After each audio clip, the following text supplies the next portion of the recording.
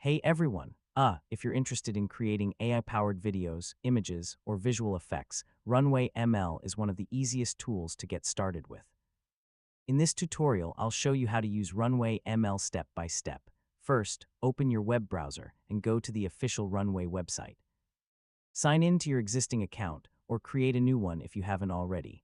Next, once you're on the dashboard, click *** New Project * or choose one of the available AI tools.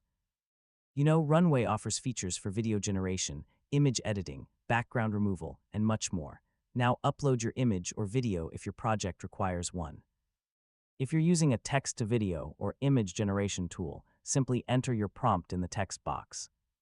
After that, adjust the available settings such as aspect ratio, duration, style, or quality, depending on the AI tool you're using.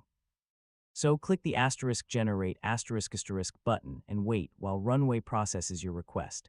This may take a few moments depending on the complexity of your project. Next, preview the generated result. If needed, edit your prompt or settings and generate again until you're happy with the output.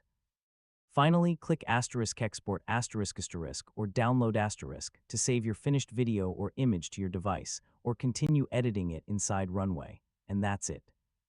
Yeah, you've successfully learned how to use Runway ML.